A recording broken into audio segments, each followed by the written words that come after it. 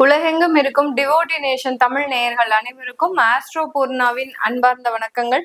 மேஷ ராசி என்பர்களுக்கு இந்த பராபவ வருடம் அதிகப்படியான ஒரு மாற்றங்களை கொடுக்காவிட்டாலும் இவர்களினுடைய வாழ்க்கையில ஒரு திருப்பத்தை ஏற்படுத்தக்கூடிய ஒரு நிலையில தான் இந்த வருடம் ஆரம்பிக்கும் போதே சூரியனுடைய உச்ச நிலை அப்படின்றது இந்த மேஷ ராசி என்பர்களுக்கு மிகவும் ஒரு வளர்ச்சியை கொடுக்கக்கூடிய ஒரு ஸ்தானமாக இருக்கும். காலபுருஷனுக்கு முதல் ராசி இந்த மேஷ ராசி என்பர்கள். இந்த முதல் ராசியில இருக்கிறதுனால எப்போதுமே ஒரு உயர்ந்த இடத்தை அடையணும் அப்படின்ற மாதிரியான ஒரு எண்ணத்தை உடையவர்கள் நம்ம மேஷ ராசி என்பர்கள். அதே மாதிரி உயர்ந்த இலக்குகளும் இருக்கும். அதாவது ஒரு விஷயத்த செஞ்சுட்டோம் அப்படின்னா இது வரைக்கும் அந்த மாதிரியான விஷயங்களை யாருமே செய்திருக்க கூடாது அப்படின்ற மாதிரியாக அந்த சமுதாயத்துல ஒரு தனிப்பட்ட நபராக விளங்குபவர்கள் இந்த மேஷ ராசி என்பர்கள்.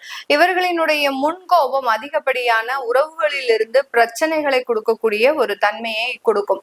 இந்த முன்கோபம் தான் இவர்களுக்கு எல்லாத்துக்குமே காரணம். ஒரு எதிரியை உருவாக்கணும் அப்படின்னா அந்த கோபத்தினால ஈஸியா இவர்கள் அந்த எதிரியை உருவாக்கிடுவாங்க. அடுத்து அந்த உறவுகள் பிரியணும் அப்படின்னா சட்டென்று விடக்கூடிய சில வார்த்தைகள் மிகப்பெரிய உறவுகள் பிரிவை கொடுக்கக்கூடிய ஒரு ஸ்தானமாக இருக்கும். அதே மாதிரி ரோஷம் அதிகமாக இருக்கும். இந்த மேஷராசி என்பர்களுக்கு அந்த உணர்வு தன்மை அப்படின்றது பாத்தீங்கன்னா யாரும் நம்மளை குறைவாக மதிப்பிடக்கூடாது அப்படின்ற மாதிரியான சில நேரத்துல எண்ணுபவர்கள். ஆனாலும் இந்த மேஷராசி என்பர்களுக்கு கடந்த ஒரு 2.5 வருடங்களுக்கு மேலாக பாத்தீங்கன்னா எந்த விதமான கடுஞ்சொற்களையும் தாங்கி கொள்ளக்கூடிய ஒரு மனநிலைக்கு வந்துட்டாங்க. அதாவது யாரு என்ன அவமானப்படுத்தினாலும் நம்மளுடைய இலக்கை மாத்திரம் நம்ம அடையணும் அப்படின்ற மாதிரியாக ஒரு தனிப்பட்ட ஒரு வாழ்க்கை முறையில பயணித்து கொண்டிருப்பவர்கள் இந்த மேஷராசி என்பவர்கள். குடும்பத்துல நிறைய அவமானங்கள், தேவையில்லாத கடன் பிரச்சனைகள், இன்னைக்கு வாழ்வோமா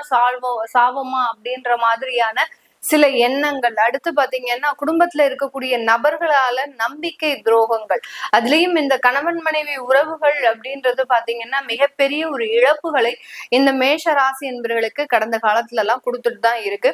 இந்த பராபவ வருடம் அப்படின்றது பாத்தீங்கன்னா சுழற்சி முறை மாற்றம்னு முதல்லயே சொல்லிட்டோம். இந்த வருடத்துல உங்களுக்கு நிறைய ஒரு ஆதாயங்கள் கிடைக்கக்கூடிய ஒரு அமைப்பு அப்படின்றது இருக்கு. அது தொழில்முறை ஆதாயங்கள் அப்படின்றது அதிகப்படியாக உயர்வதற்குண்டான ஒரு தருணம். ஏன்னா இந்த வருடம் ஆரம்பித்து ஒரு பிற்பகுதியில ஒரு 5 மாதம் கழித்து பாத்தீங்கன்னா உங்களுடைய லாபஸ்தானத்துல இருக்கக்கூடிய அந்த ராகு பகவான் 10ஆம் இடத்திற்கு பயிற்சி ஆகிறார். அதனால தொழில்முறை லாபங்கள், ஆதாயங்கள் அப்படின்றது அதிகப்படியாக மாறுவதற்குண்டான ஒரு தருணம். நிறைய மேஷராசி என்பவர்களுக்கு ஏற்றுமதி வாய்ப்புகள், இது நாள் வரைக்கும் ஒரு ஏற்றுமதிக்காக ஒரு எண்ணங்களே உங்களுக்கு இருக்காது. உள்ளூர் சந்தையிலே உங்களுடைய ப்ராடக்டை வித்துட்டு ஒரு லாபம் பெறதுலதான் உங்களுடைய எண்ணங்கள் முக்கிய ஒரு குறிக்கோளாக இருக்கும். இந்த வருடம் ஆரம்பிக்கும் போது தருவாயில பாத்தீங்கன்னா அதற்குண்டான சில முயற்சிகளை செய்து அதுல நல்ல ஒரு வெற்றியை அடைவதற்குண்டான ஒரு தருணம். ஏன்னா 12ஆம் இடத்துல இருக்கக்கூடிய அந்த சனி பகவான் உங்களுடைய தொழில்காரகன் 12ஆம் இடத்துல இருக்கிறதுனால, அயனசயன ஸ்தானத்துல இருக்கிறதுனால, விரயஸ்தானத்துல இருக்கிறதுனால வெளிநாடு சம்பந்தப்பட்ட சில வாய்ப்புகளை உங்களுக்கு சாதகமாக கொடுக்கக்கூடிய ஒரு தருணமாக தான் இருக்க போகுது.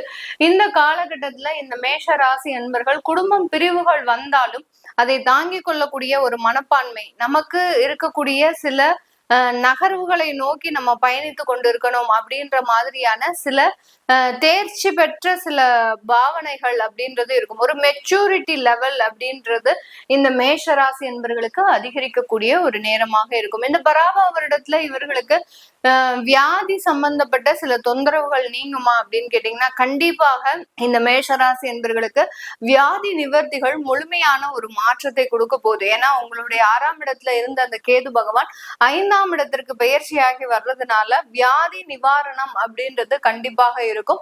ஆனால் இந்த இடத்துல வேலையினுடைய சுமை அப்படின்றது அதிகரிக்கக்கூடிய ஒரு தன்மை இந்த மேஷராசி என்பவர்களுக்கு.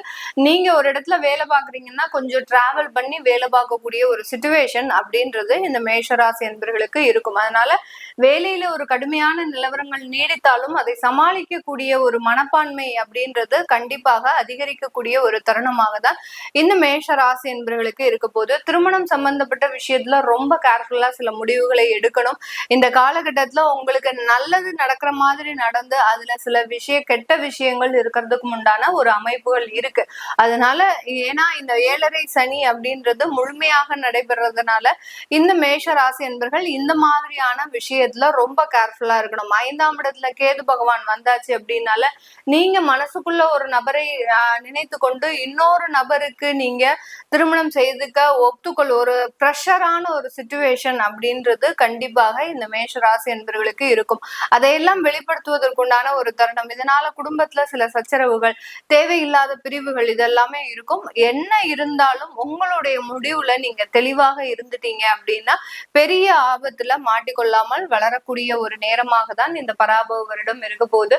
இது எல்லாமே நம்ம கோச்சார நிலவரப்படி பலன்களை கணிச்சு சொல்லியிருக்கிறோம். மேஷ ராசி பெண்களுக்கு சில விஷயங்கள்ல நிறைய உயர்வுகள் ஏற்படக்கூடிய ஒரு தருணம். உங்களுடைய அலுவலகம் ரீதியான, அரசாங்க ரீதியான, அரசாங்க தேர்வுகள் ரீதியான சில விஷயங்கள் எல்லாம் இந்த மேஷ ராசி பெண்களுக்கு அதிகப்படியாக நடக்கக்கூடிய ஒரு நேரமாக இருக்கு. அதை முழுமையா தெரிஞ்சுக்க விருப்பப்படுறவங்க கீழே இருக்கிற நம்பருக்கு வாட்ஸ்அப்ல அப்பாயின்மெண்ட் வாங்கிக்கிட்டு நீங்க கன்சல்ட் பண்ணிக்கலாம். உங்களுடைய குழந்தைகளுக்கு ஜாதகம் எழுதணும், நியூமராலஜி படி பேர் வைக்கணும்னு நினைக்கிறவங்க கீழே இருக்கிற நம்பருக்கு வாட்ஸ்அப்ல மெசேஜ் அனுப்புங்க. அதற்குண்டான விவரங்கள் தெரிய வரும். தமிழ் வருடத்துல 60 வருடத்துல 40வது வருடம் இந்த பராபவ வருடம்.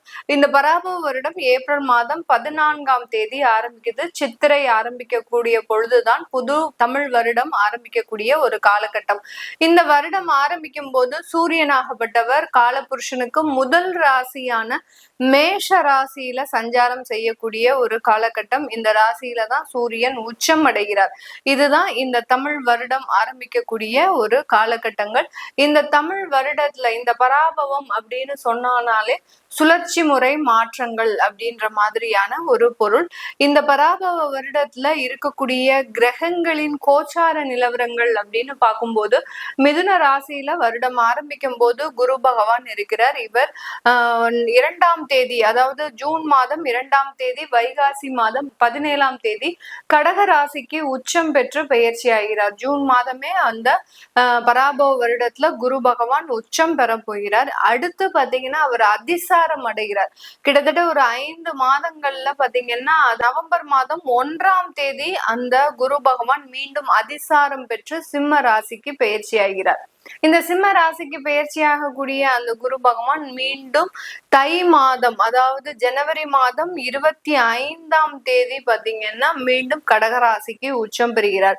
இந்த பராபவ வருடத்துல இந்த குருவினுடைய 3 விதமான ஒரு மாற்றங்கள் என்னென்ன ஒரு பலன்களை கொடுக்க போகுது அப்படின்றத நம்ம இந்த பதிவுல தெளிவா பார்க்க போறோம். கேது பகவான் வருடம் ஆரம்பிக்கும் போது அந்த சிம்ம ராசியிலையும், ராகு பகவான் வருடம் ஆரம்பிக்கும் போது கும்ப ராசியிலையும் இருக்கிறார். இந்த கிரகங்களின் பெயர்ச்சியாகப்பட்டது, சர்ப்ப கிரகங்களாகப்பட்ட இந்த ராகு கேதுகளின் பெயர்ச்சியாகப்பட்டது 6ஆம் தேதி 12வது மாதம் டிசம்பர் மாதம் 6ஆம் தேதி, கார்த்திகை மாதம் 19ஆம் தேதி பெயர்ச்சி ஆகிறார். இதுதான் இந்த வருடத்தில் இருக்கக்கூடிய கிரகங்களின் நிலைகள். இந்த கிரகங்களின் நிலைகளோடு அடுத்து சனி பகவான் மீன ராசியில இயல்பு தன்மையோடு அந்த வருடம் ஆரம்பிக்கும் போது இருக்கிறார். அடுத்து இந்த சனி பகவான் ஜூலை மாதம் அந்த வக்ரத்தன்மை பெறுகிறார். ஜூலை மாதம் வக்ரத்தன்மை பெறக்கூடிய அந்த சனி பகவான் 12வது மாதம், அதாவது டிசம்பர் 11ஆம் தேதி வக்ர நிவர்த்தி அடைகிறார். இதுதான் இந்த வருடத்துல இருக்கக்கூடிய சில கிரகங்களின் கோச்சார நிலவரங்கள். வருட கிரகங்கள் தான் நம்ம வருட பலன்களை தீர்மானிக்கும் போது இருக்கக்கூடிய ஒரு தன்மை. உங்களிடமிருந்து விடைபெறுவது உங்கள் ஆஸ்ட்ரோ பூர்ணா. நன்றி, வணக்கம்.